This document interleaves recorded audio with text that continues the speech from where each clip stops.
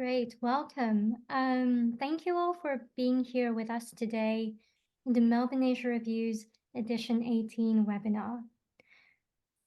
In the spirit of reconciliation, the University of Melbourne acknowledges the Wurundjeri peoples, the traditional custodians of the country from which we are hosting this webinar today, and their connections to land, sea, and community. We pay our respect to their elders past, present, and emerging, and extend that respect to all Aboriginals and Torres Strait Islander who are joining us today or will be viewing this in the future. Before we begin, a few housekeeping notes. For our online audience, please keep your microphones on mute and videos turned off. We would also highly encourage everyone to please make use of the Q&A function towards the end of the panel discussion. We will be moderating the Q&A and answering your questions.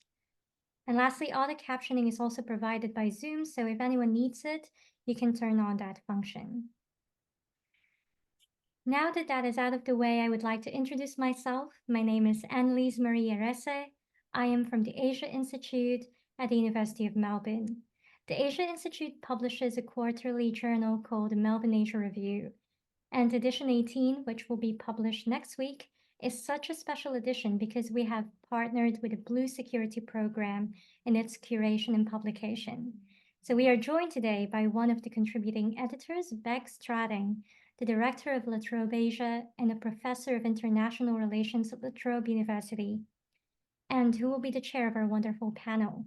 Beck also leads the Blue Security Network, focused on maritime security issues in the Indo-Pacific. Beck, the floor is yours. Thank you so much, Annalise, and thank you to the Asia Institute for hosting us this afternoon. It's a really special moment to be able to talk about this special issue of Melbourne Asia Review that Blue Security has been lucky enough to be involved in. And this is a special issue that is dedicated to the impacts of non-traditional maritime security issues on supply chains in the Indo-Pacific. And this is a lot of the work for editing this special issue has actually been conducted by Dr. Troy Lee Brown, who is the program manager at Blue Security. And he's been the one who's currently on holidays at the moment, very well-earned holidays, but he's the one that has really driven this special issue where we have a large collection of essays, experts in the field writing about a range of non-traditional maritime security issues that are affecting supply chains. And of course, maritime supply chains are crucial to the prosperity and the functioning of societies worldwide. They carry 70% of international trade by value, 80% by volume, and this is especially true in the maritime region that we tend to call the Indo-Pacific. But we've also seen that in recent years there's been a series of global shocks that is testing the resilience of those maritime supply chains. COVID-19 pandemic, for example, exposed the fragility of the global web of just-in-time supply chains. We saw retailers running short of stock, for example, because of the reduced global shipping. We've seen geopolitics playing an extensive role. Russia's invasion of Ukraine put enormous strain on the world's grain supplies as they prevented grain exports from exiting the Black Sea. The war in Gaza has sparked Houthi rebels in Yemen targeting shipping in the Red Sea. But kind of the point of this special issue and what we're doing here today is to say that it's not just those military or conventional security issues that are creating blocks when it comes to maritime security issues. We do have these increased global tensions, but there's also an array of non-traditional threats or challenges that are threatening maritime supply chain resilience, but also having a real and substantial effect on people, particularly those who work within those supply chains. So we see supply chain security interacting with a range of non-traditional security challenges. Climate change, for example, has disrupted trade through the Panama Canal. as a drought created major traffic jams, which means that fewer ships can pass through the water. Maritime security challenges presented by non-state actors, criminal organisations are also of significant concern through things like piracy, illegal fishing, terrorism. These present serious challenges to global maritime supply chains, but also to Asia and the Indo-Pacific more broadly defined. And this is one of the sort of major challenges that intersects with issues such as human security, justice, rights, and safety for maritime workers as well. The special issue itself really touches on a range of issues, but I'm really delighted to have three authors with me today to help us to dig into some of these issues. So I'm going to briefly introduce our expert panelists. I'll start with Dr. John Bradford, zooming in from Jakarta. He is a fellow in the Council on Foreign Relations International Affairs in Indonesia, and also the Executive Director of YCAPS, which is the UCOSCA Council of Asia Pacific Studies. John is a very good friend of the Blue Security Program that I lead here at La Trobe Asia, and a significant experienced expert in all sorts of maritime security issues across Asia, with a particular focus on Southeast Asia and Northeast Asia. So welcome, John. It's always a delight to have you. The second person I'm going to introduce is Dr. Sally Yeh, who is an associate professor at La Trobe University and a Tracy Banavanua-Mar Fellow in the Department of Social Inquiry here at La Trobe University. Sally is likewise a very good friend of the Blue Security Program and La Trobe Asia more generally, and a world-renowned expert on trafficking, but especially has been doing a lot of work on trafficking in offshore fishing industries across Asia. So Sally, it's always delightful to have you with us.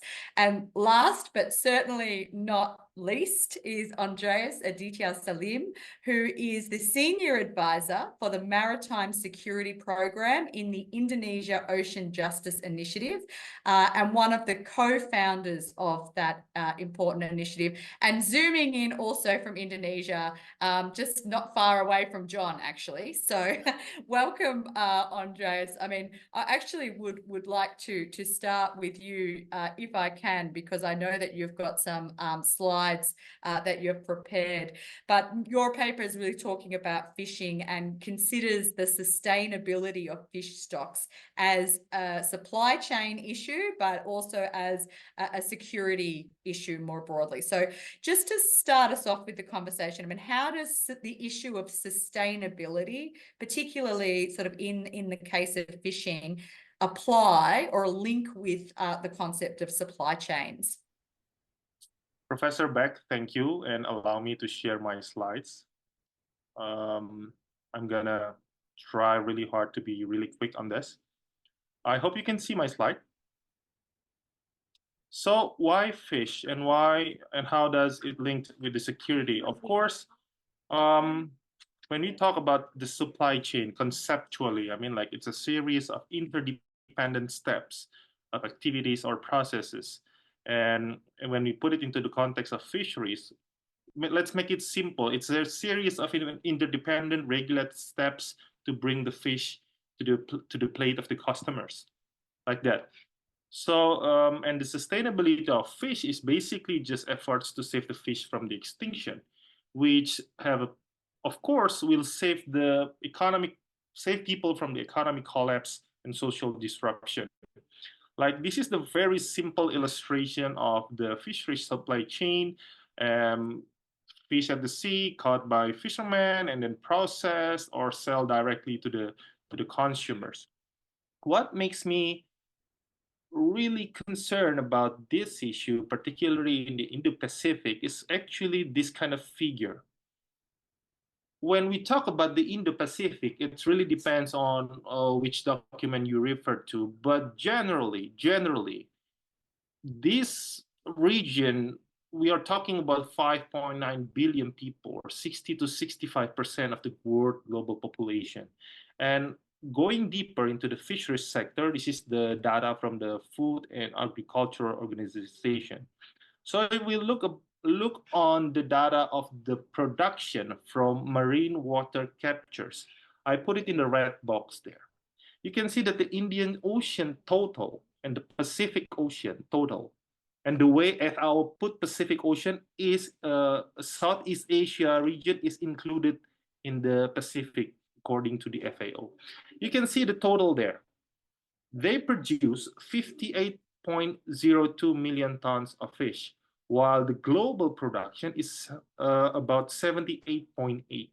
So we are talking about 73.6% of global fish production, with 60% of world population in the Indo-Pacific region. These numbers alone already shows us the importance of the sustainability of fish stock in the Indo-Pacific region. Because really, you cannot just imagine if the fish stock collapse, the social disruption, the chaos, wow, it's gonna be very, very massive. And the problem with the fish stock that I really concerned the most is this one. I referred to two publications by the FAO. So unfortunately, although we can see in the FAO publication that there are numbers that bring us some hope, like the sustainability rate of certain type of fish stock. But then there are like following up statement by the FAO that the data submitted by states to the FAO until the FAO can reach the conclusion is actually, you can see it's highly uncertain, unreliable. So it makes me really like cautious when I read, for example, like the species of this fish actually is fish sustainably. For example, there is a statement like that, but is it really sustainable when the data is not really reliable? What if it's not? And because there is an international organization stating that it is still in the sustainable level, people just keep going fishing and everything, And the second, specifically in the Southeast Asia, FAO also found that the management measures or the fish stock assessment, it's not really connected to the policy making. So you have this poor assessment, which are not used by the policymaker in establishing management measures. Secondly, of course, IUU fishing. I don't have to put many figures or pictures here because everybody knows it. Everybody, it's a top maritime global threat with the $1 billion of loss and everything. We have a lot of lag here and there in terms of MCS capacity. Maybe I will go more deeper on this issue, right, because this is very, very concerning for me. So if we look into the recent IPCC report on ocean, so this is the 6th point that I really worry about: the density stratification, deoxygenation, acidification, and the weakening ocean current or circulation.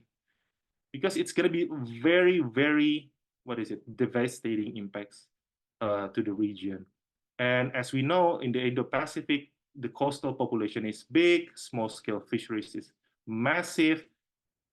I just cannot imagine if states in the Indo-Pacific region close their eyes to this issue. Maybe that's my short answer back to start the discussion. Thank you, Andres. I mean, you've given us a lot to sort of dig into there, particularly the points that you're making about data reliability. I think that's something that, Sally, I mean, we've certainly talked about this in terms of your area of expertise, and that the then follow-up issue that it's not always connected to what policymakers are doing anyway. So, I mean, these are important issues, and I think we'll get back to later on the questions of what governments can do and how, thinking about how awareness can be sort of generated within those policy-making circles. But John, I wanted to draw you in here first, because you're talking about piracy in your paper. And so I just wanted to give us a sense of the state of play at the moment in the region. Does it remain a significant challenge in this broadly conceived Indo-Pacific, or is there a sense in which it's significant in some areas, like the Singapore Strait, or some of these sort of important and not so important in other maritime areas across this region? Is it increasing, decreasing? What's the sort of state of play? Yeah, thanks. The short answer is we went from a very good situation to a less good situation. But let me give a little more detail behind that. So first of all, I want to put out a caveat, which is semantic, but it is important. You use the word piracy. I'm going to use the word piracy. Under international law, piracy takes place in international waters. If something happens in national waters, it depends on the nation and the national laws as to what it's called.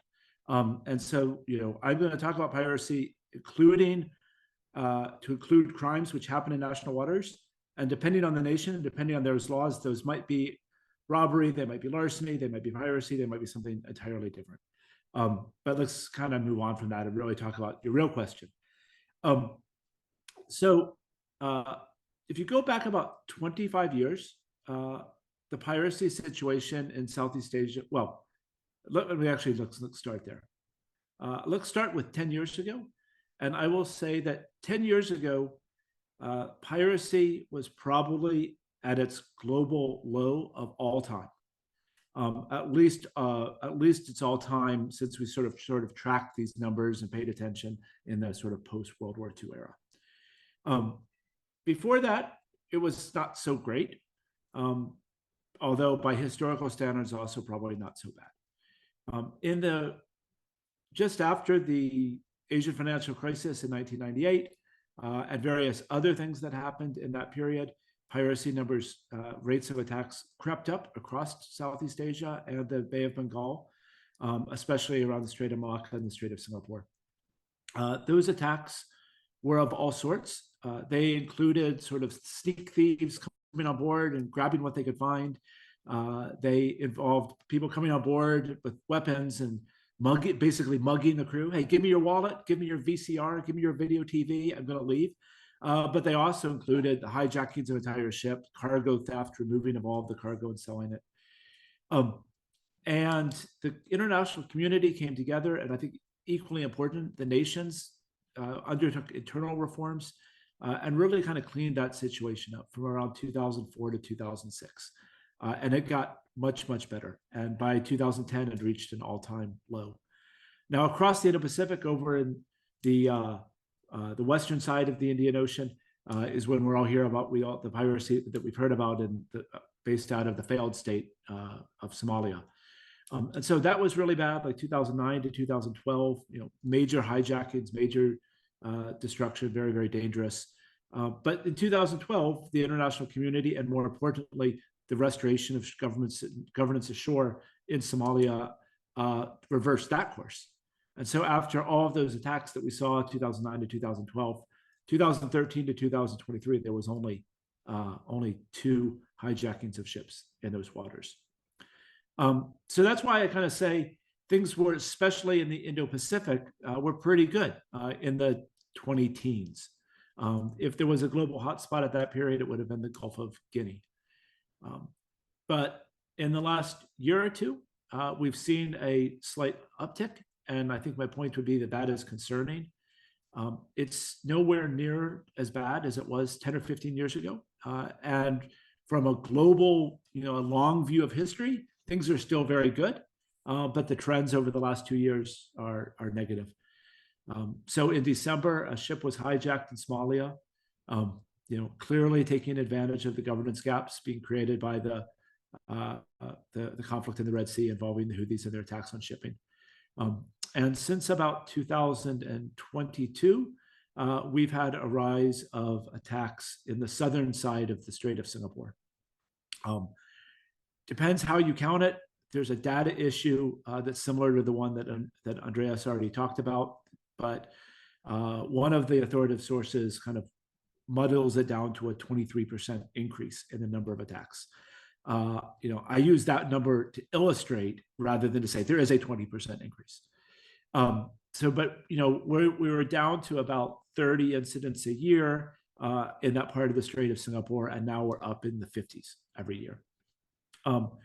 But it's important to recognize that those attacks or those incidents really amount to petty theft and attacks of opportunity.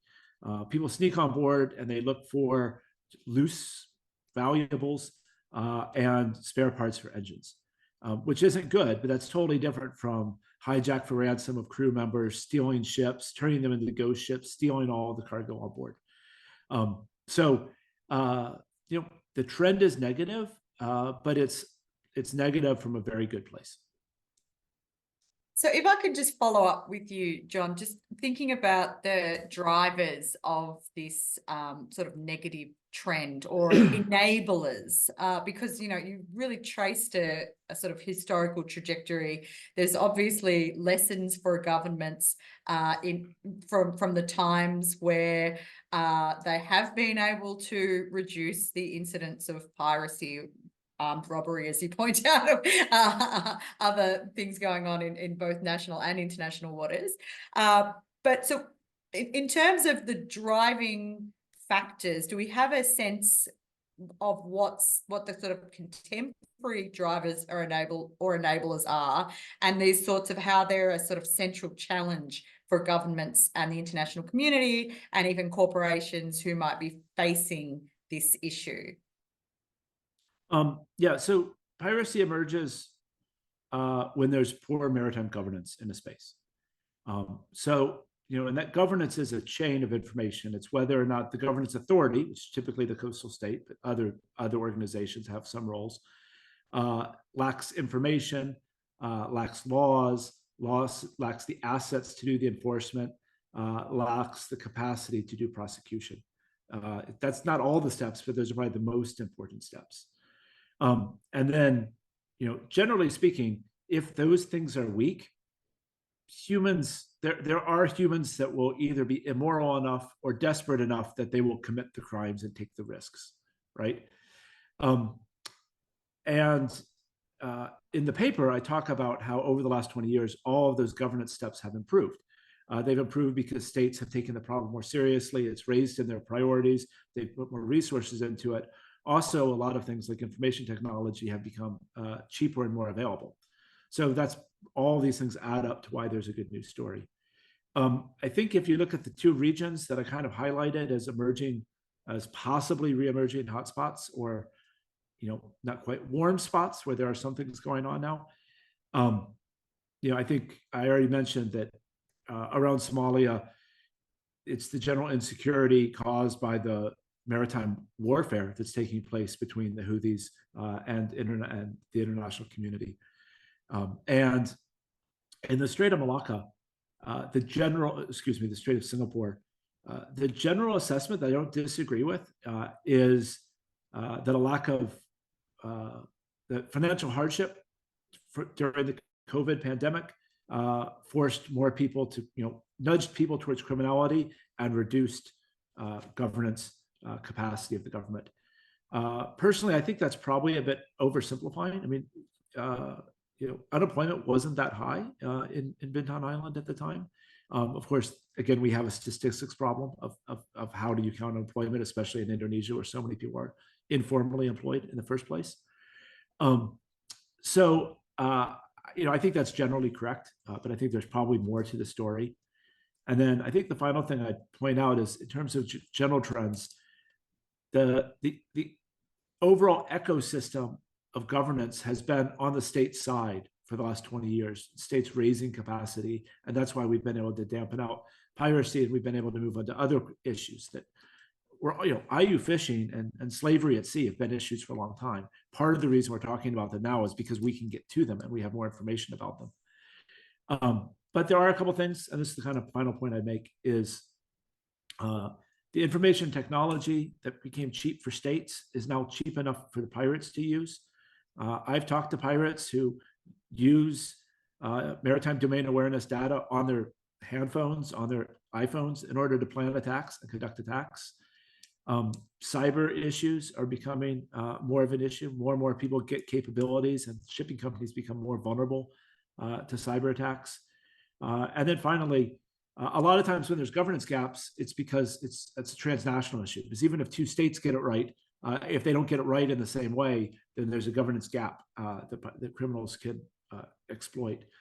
But in this era of great power competition and conflict, not just the competition between the US and China, but the war in Ukraine, the war in the Middle East, all of these make cooperation more sensitive and more difficult.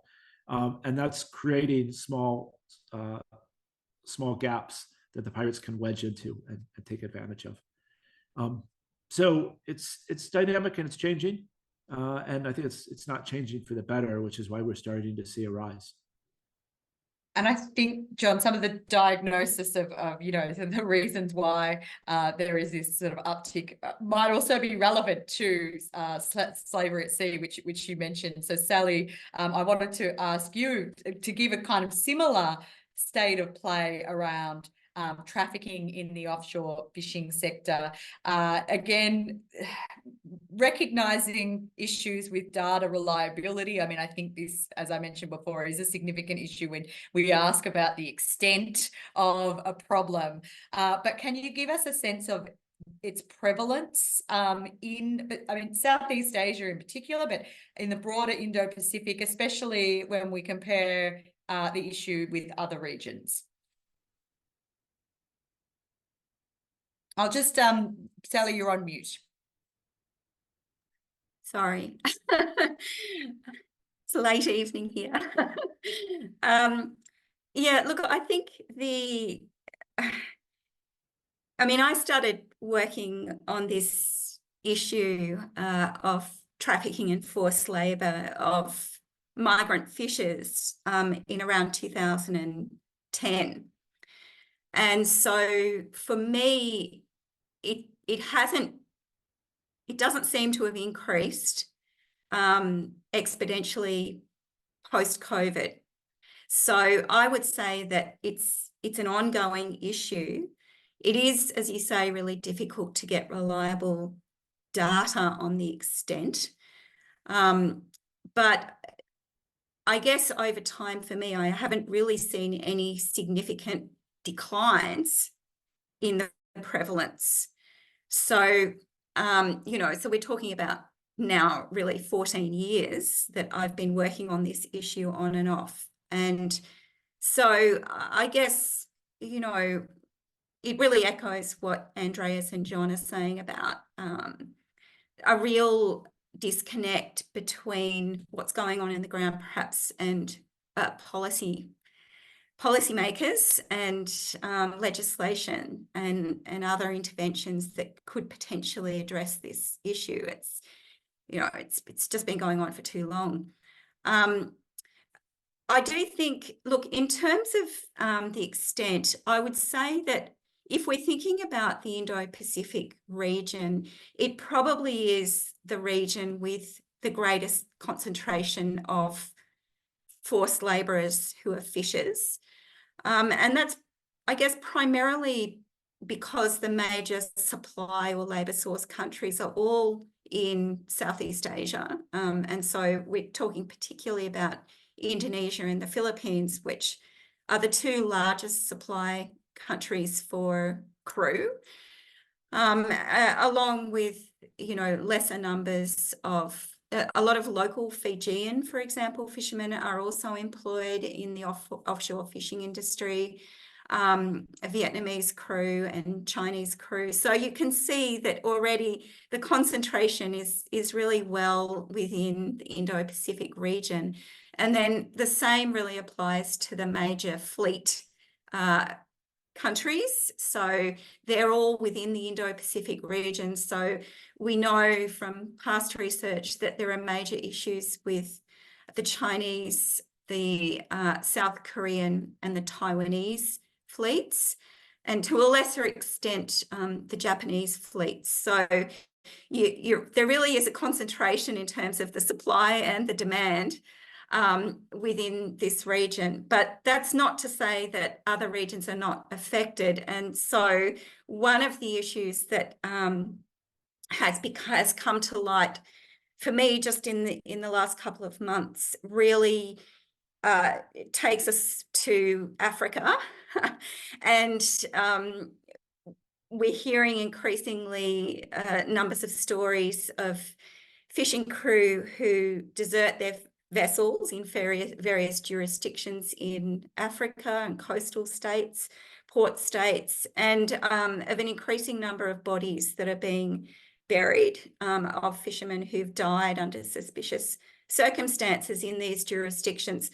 So it's not something when we say, the same issue and the same people can be affected across multiple jurisdictions. And I think that is actually one of the main challenges that we face in addressing this issue is how we address it transnationally and cross-jurisdictionally.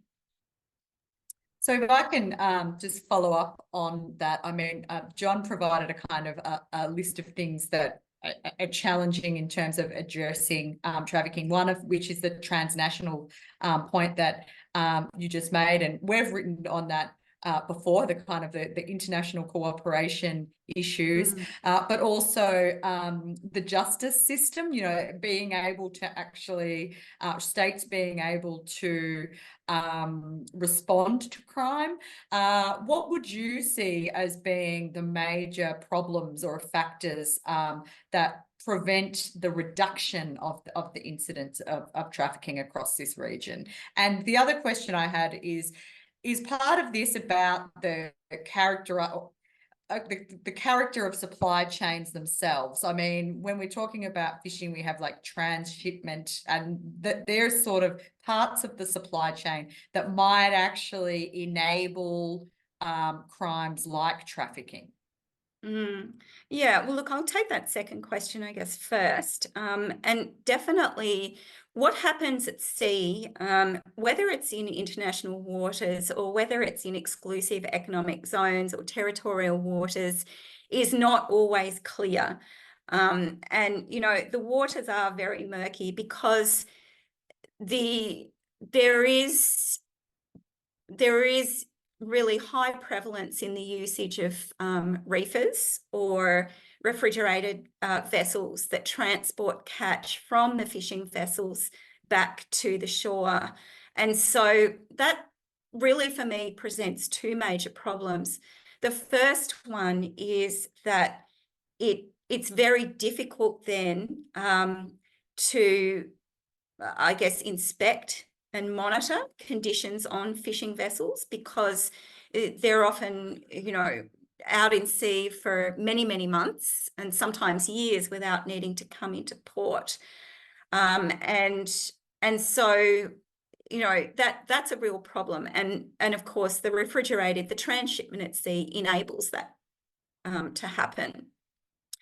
And so I guess the second problem with the transshipment is that it allows fish laundering to occur.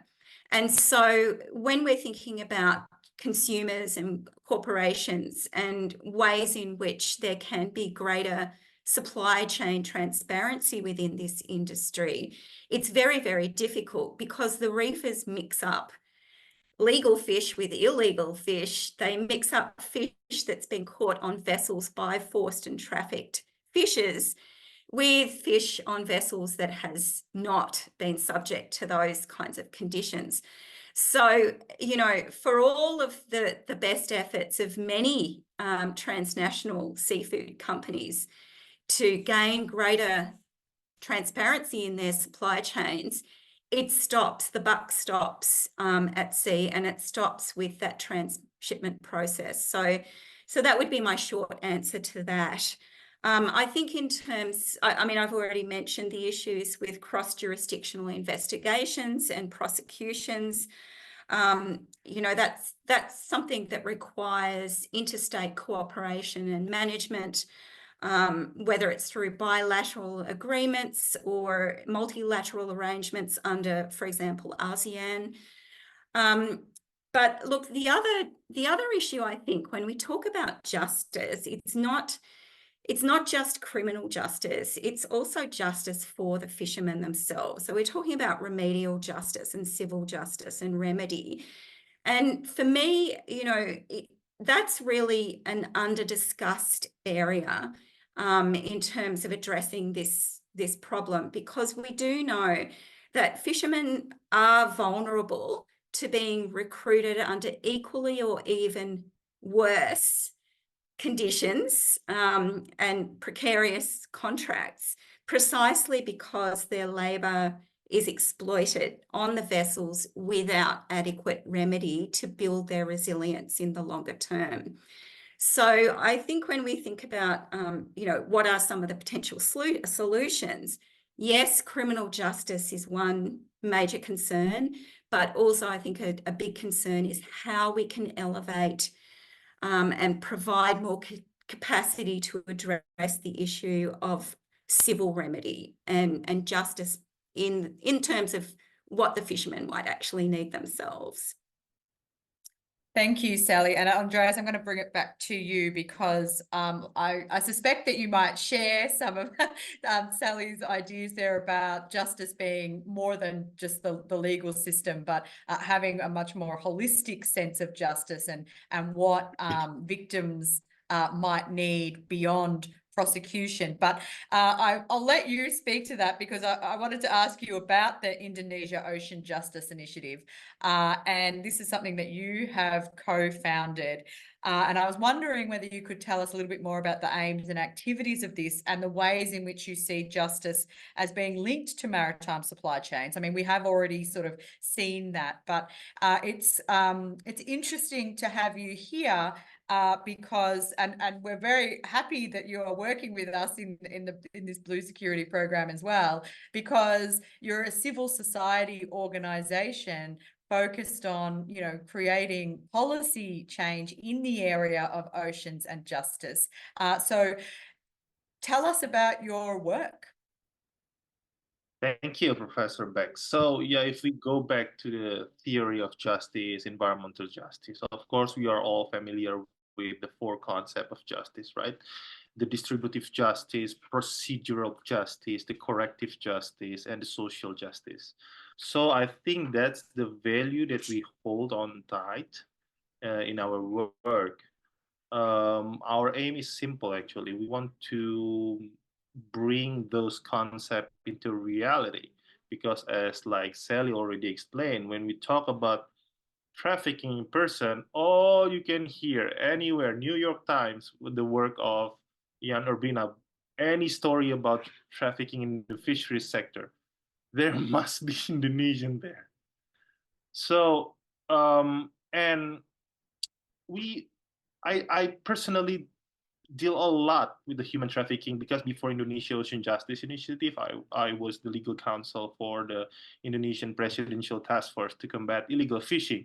So when maybe all of you aware about the case of the Benjina, the big human trafficking case covered by the Associated Press, I was personally involved in the operation to repatriate, to rescue, and to release them, including to remedy the victims by creating a unique mechanism and pressuring the company that employed them.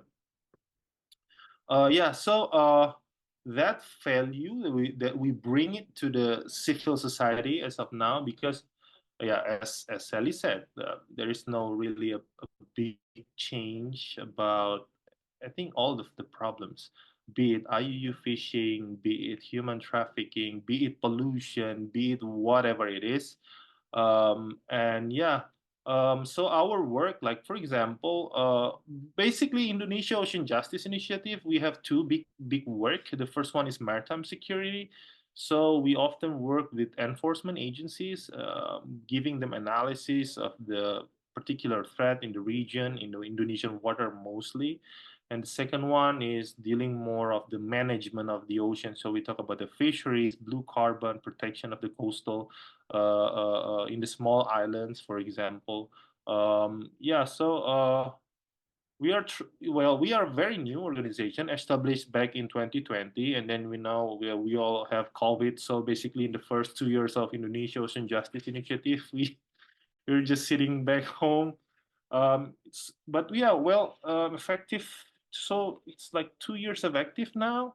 But yeah, we're trying really hard to push a better, like for example, a better maritime security system in Indonesia. We work closely with the coordinating Ministry of Politics, Law, and Security. So many stakeholders in the ocean, as you know, of course. So yeah, I think that's basically it. Thank you. I would like to remind our audience members that you can submit a question through the Q&A, because I've got one or two more questions to go, but it would be great. It's a great opportunity to ask our panelists any burning questions you have on maritime security issues and maritime supply chains. But I wanted to ask a general question of the panel, and this is the issue of transparency. And so I think often we hear about the importance of supply chain transparency. We've already talked about the issues of data reliability.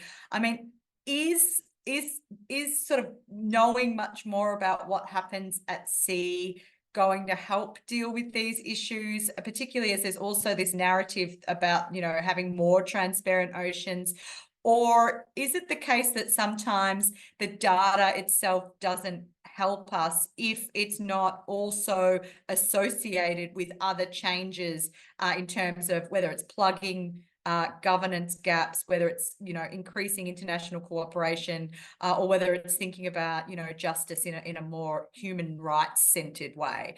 So Andres, I might start with you and then work my way around the panel. Sure. Well, transparency is absolutely important. I mean, not only in the sense of like government to the public, but even for government to government, you know. So okay, usually there is a little bit of debate or argument if we talk about transparency between the data owned by the government and whether the government can release it to public. Okay, let's just put it aside first. But I have the opportunity to work within government for quite some times. And I know that even transparency is not really happening in the government. And it's really hard to then pursue things that you want to get into, because sometimes you have time limitation in the regulation. For example, PSMA, right? Like vessel coming in, they put a request, and then you have to verify. Sometimes you need to ask to the flag state. But what then? There is no response from the flag state like 10 days after you submitted a request, while the time frame from the PSMA like 7 days or something. It really put a burden even for the government. Even not let's not talk about the stakeholders from another country, even ministry to ministry. It's really challenging if the transparency is just like a principle that we keep talking but never manifested into the real operational sense. And John, I might bring you in here, because the other thing that, you know, we see in maritime security is this rise of maritime domain awareness. And, you know, you've got organizations like, you know, groupings, I should say, like the Quad, who have the Indo-Pacific Maritime Domain Awareness Program, sort of promising that there's going to be a greater share of data, a greater sort of collective source of knowledge about what's going on in the oceans. I mean, do you what are your views on the maritime domain awareness? Is it something, I mean, it seems to me like it's an obviously important part, but perhaps not the only part of dealing with some of the issues that you've outlined. I think that's right. So, you know, maritime domain awareness is not just about seeing what's happening at sea. It's about processing it, understanding it, and getting that information to the decision makers in an informed manner. I would say, 15 or 20 years ago, there was a real lack of knowledge about what was happening, even just where ships were, right? If I go back to, say the year 2000, the only way you really knew where a ship was, unless you were a very rich government with sophisticated things, it's special satellites, et cetera, is to have a radar that was based on the ground and looked out, and then eventually correlate that radar, which just shows you about the size of the ship, maybe a little bit, and mostly just that there's a ship there or not, and then correlate that with visual sightings. There were some more technologies available, but for most countries, that was it. Now, every ship has a transponder, an AIS, which is sort of like the ship version of IFF. There's satellites that see these things. Abilities to monitor electromagnetic spectrum of ships is much cheaper and easier. Ships are giving out more electromagnetic spectrum, right? 20 years ago, the typical commercial ship had like one radar and one VHF radio. Now it probably has both of those, plus a sat link for internet, plus 20 guys on board, each of which has their own smartphone, plus a Wi-Fi transponder, right? They're giving off so much more signals. So now I won't say that having information is perfect, but there's a lot of information out there. The problem is sorting it, understanding it, using it.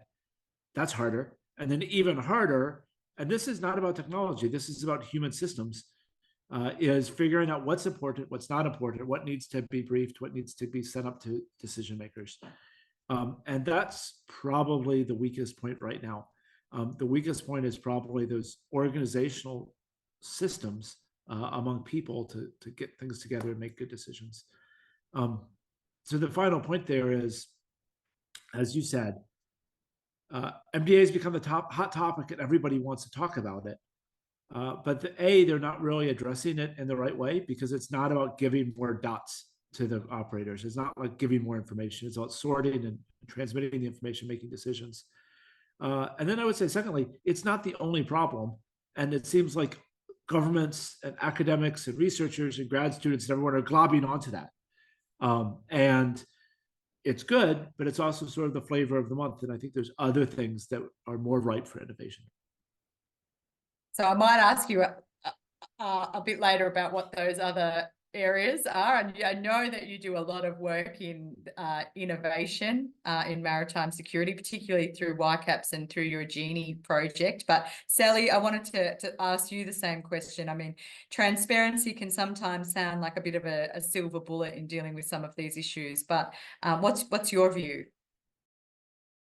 Well, I think we can think about transparency in multiple ways here, and as relating to multiple actors on this issue. I think for me, one of the main problems is, if you're talking about trafficking and forced labour, is states attempting to reduce the scale of the problem, not through reducing the scale of the problem, but through their manipulation of, I guess, statistics or data.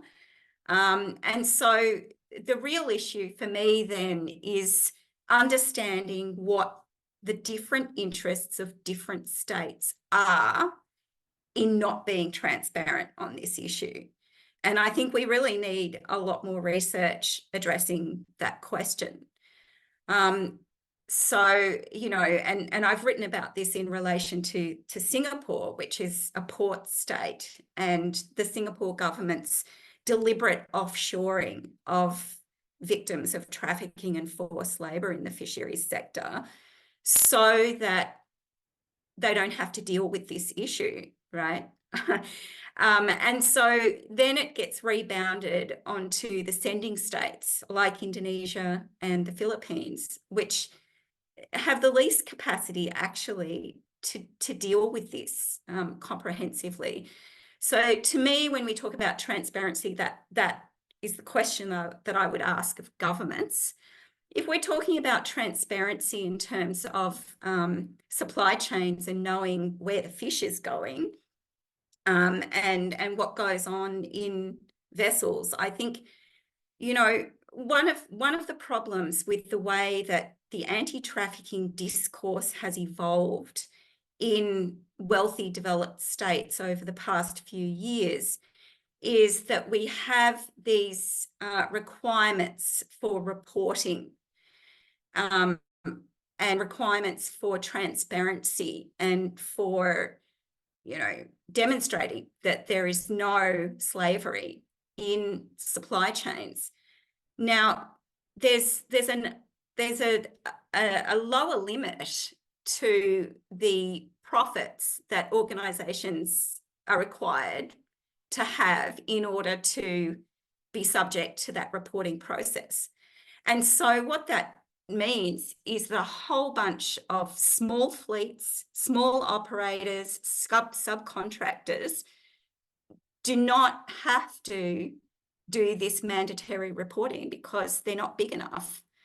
And so, you know, and then it's not just that issue of looking at tracing the practices that go on vessels and within certain, you know, subcontracting companies and fleets and processing organizations and so on. I mean, that's really one of the, I guess, the big issues and the big gaps that we're seeing right now. And you know, I think if we think also about, I was interested to hear what John was saying about the level of technology that we now have compared to, you know, 10 or 15 or 20 years ago on vessels. But the fact remains that if you are a fishing crew member and you're working on a vessel that is engaged in these types of practices, you don't have access to a phone. You can't report. So there is no transparency there. And I know that it is trying to be introduced to have mandatory cell phones for fishermen in the Thai fishing sector, and to some extent that's working. But the Thai fishing sector has characteristics that are very, very different from those of the Taiwanese, Korean or Chinese fleets. So, you know, there are multiple issues and there are multiple actors. And I think we just need to be doing better research on this and actually asking the right questions about this. Agree. Let's, you know, more research, more thinking on the right questions is absolutely crucial. But we do have a question from Tristan. Thank you for sending your question in.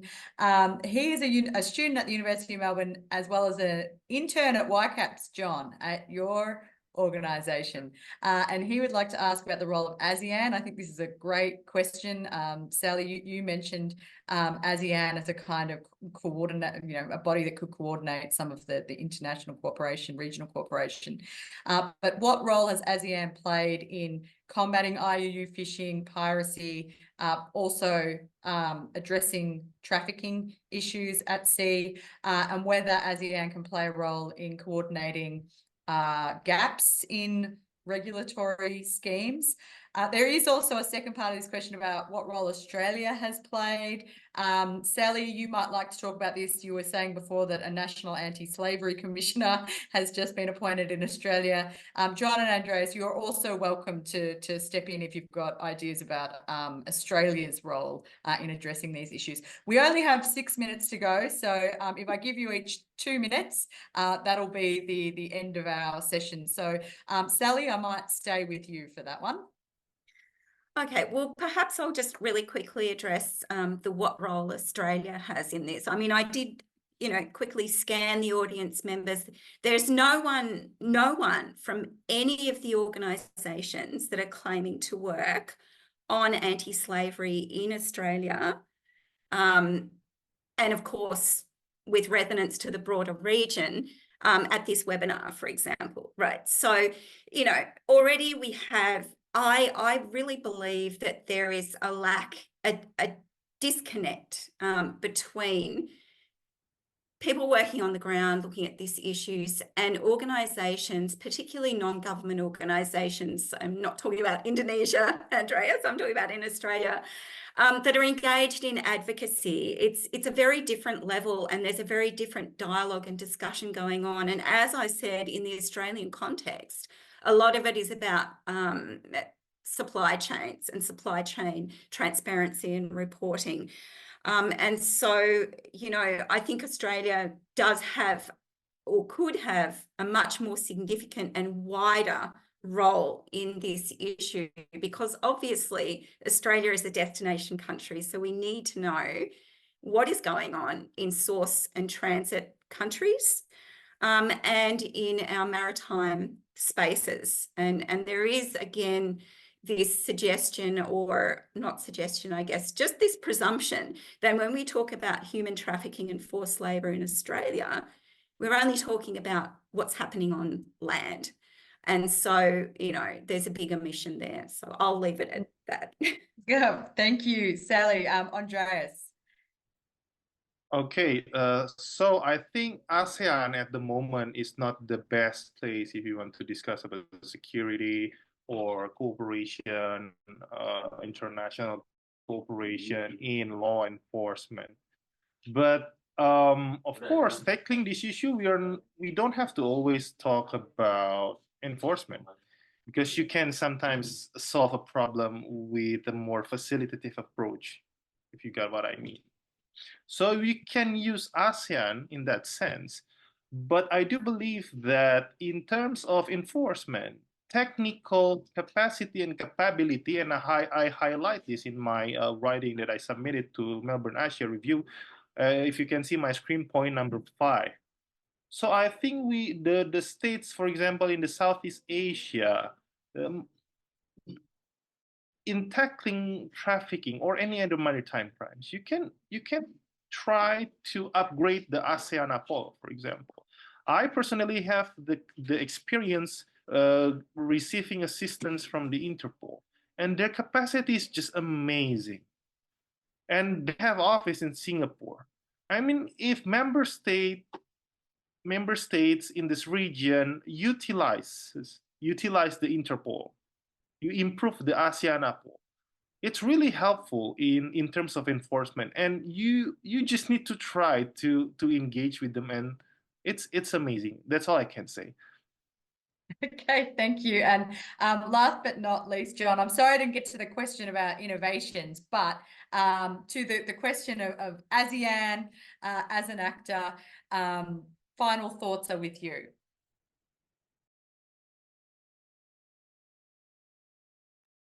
I think that the main thing ASEAN has done in terms of piracy is creating forums for discussion at the state-to-state level, and establishing frameworks which allowed flexible responses and cooperation, not as a part of ASEAN, but allow countries to feel comfortable doing things like the Malacca Strait patrols, or bilateral relationships like the seizure of Armand 114 earlier this year, which wasn't actually a piracy case, but was a similar case of transnational law enforcement.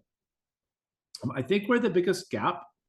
There's 2 areas that are left open as gaps, and I think both of these are where I'd focus innovations. So I'll answer your question anyways, Beck. One is civil society involvement. I specifically talked about in my paper piracy, but this is true across the board in maritime security. The differences between coordination between governments, commercial operators, and business, government, and academia is far from perfect, but is so much better now than 20 years ago, right? And 20 years ago, there were huge tensions between those 3 communities, and there are tensions still today, but at least they tend to talk. At least there's some efforts to coordinate. But to speak to a point that both Sally and Andreas brought up later, civil society is left out. And when I talk about civil society, I talk about the mariners, I talk about the fishers, I talk about the coastal communities, I talk about others. So figuring out ways to engage those people, make sure their voices are heard, make sure their ideas are heard, make sure that they're provided justice, that's important. So I praise the work that groups like Indonesia Ocean Justice Initiative, and to some extent even Blue Security, although a bit more academic, are doing in that area. But we need to do more. I think the other space where we have the biggest issue is intergovernment reform. In every country, no country has this right. In every country, there's a tension between fragmentation and supervision, right? You know, one agency can't do it all. So how do you have multiple agencies without creating silos? If you just put more coordinating agencies on top, you create a layering problem where the information pauses in its way up and down. Some countries do it better than others, but no country does it really well. And so I think that's the other place that innovation is needed to pull those two things together. You know, and I think, you know, I'm generally a fairly pro-ASEAN person, because I would argue that ASEAN has created the space for all those conversations to happen. And without it, those conversations would be much more difficult, and they'd be tied up in a lot more issues of international competition and traditional security, et cetera. Well, thank you. I think that's an excellent place to finish. I'm very glad that you got the innovations in, because it's really interesting points there, certainly ones that we agree with. And YCAPS, I think, has been doing a marvelous job of bringing those communities together as well. So you should be commended for that. I would like to thank our panelists and thank our audience for joining us, and those of you who might be watching through a live stream or however you come to be watching this, thank you. And thank you also to Annalise and to the Asia Institute for hosting us all tonight. These are really important conversations, and it's really been a great pleasure to listen to three eminent experts in this space who have also worked with us on this important special issue that you will be able to start reading as of next year and next week, sorry. And there will be a recording of the webinar available soon. So thanks again for joining us, and I hope everybody has an excellent night, afternoon, wherever you happen to be in the world. Thank you. Thank you very much. Thank you. I very much enjoyed it. Great learning from all of you. Thank you.